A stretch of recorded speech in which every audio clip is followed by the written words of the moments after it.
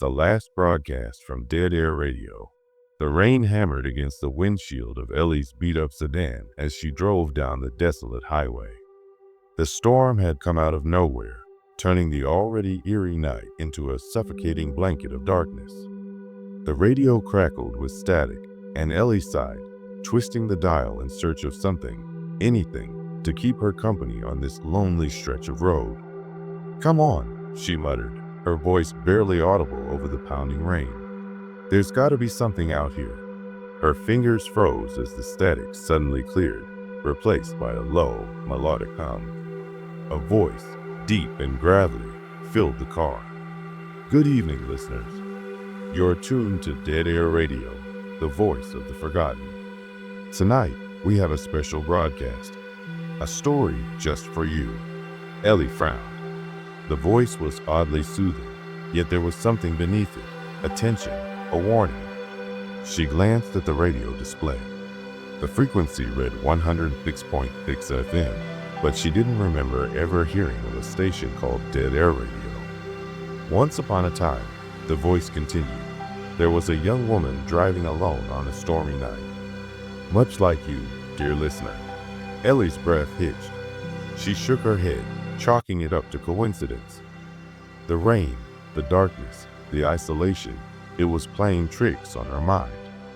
She thought she was alone, the voice said, but she was never alone. Not really. The radio crackled again, and for a moment, Ellie thought the signal was lost. But then the voice returned, softer this time, almost a whisper. "Do you hear it, Ellie? The sound of the rain? The sound of your heartbeat? Listen closely. It's not just the storm outside. Something is following you." Ellie's hands tightened on the steering wheel. Her eyes darted to the rearview mirror. The road behind her was empty, swallowed by the storm. She laughed nervously, trying to shake off the unease. "This is ridiculous," she said aloud, as if hearing her own voice would ground her. "It's just some creepy radio drama." But the voice on the radio wasn't done. "You don't believe me, do you, Ellie? That's all right. You will. Turn left at the next road. There's something you need to see." Her heart skipped a beat. The voice knew her name. How did it know her name? She glanced at the GPS on her phone. The next turn was indeed a left, but it led to a narrow, unmarked road she'd never noticed before. "Don't be afraid," the voice said, almost tenderly. "This is where the story begins." Against her better judgment, Ellie signaled and turned onto the road. The trees loomed overhead, their branches clawing at the sky. The rain had slowed to a drizzle, but the air felt heavier, charged with an unnatural energy. The radio crackled again, and the voice returned, louder this time. "You're getting closer, Ellie. Can you feel it? The pull of the past. The weight of the forgotten." She drove for what felt like hours, though the clock on the dashboard insisted it had only been minutes. The road twisted and turned, leading her deeper into the woods. Finally, the headlights illuminated a crumbling building ahead, an old radio station, its sign barely legible. Dead Air Radio. Ellie parked the car and stepped out, her boots sinking into the mud. The station looked abandoned, its windows shattered and its walls covered in ivy. But as she approached, she noticed something strange, a faint glow coming from inside. The door creaked open on its own, and the voice from the radio echoed in her mind. "Welcome, Ellie. We've been waiting for you." She stepped inside, her breath visible in the cold air. The interior was a time capsule from the 1970s, complete with outdated equipment and peeling wallpaper. In the center of the room was a microphone, its red light blinking as if it were live. "Sit down," the voice said, now coming from the speakers in the room. "Let me tell you a story."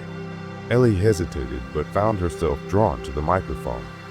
She sat in a dusty chair, her fingers brushing against the equipment. The moment she touched it, the room seemed to come alive. The lights flickered, and the air grew thick with the scent of ozone. "Once," the voice began, "there was a radio host named Samuel Crane.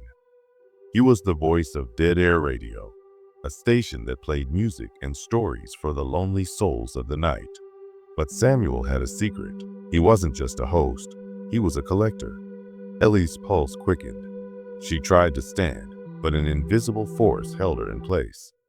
Samuel collected stories, the voice continued, but not just any stories. He collected the stories of the dead, the forgotten, the lost, and he broadcast them to the living, hoping someone would listen, hoping someone would remember. The room grew colder, and Ellie's breath came in short, panicked gasps. Shadows moved in the corners of her vision, shifting and twisting into shapes that almost looked human. Samuel's final broadcast was his masterpiece, the voice said. He called out to the darkness, and the darkness answered. But it was too much. The stories, the voices, they consumed him. And now, Ellie, you're here to continue his work. No, Ellie whispered, her voice trembling.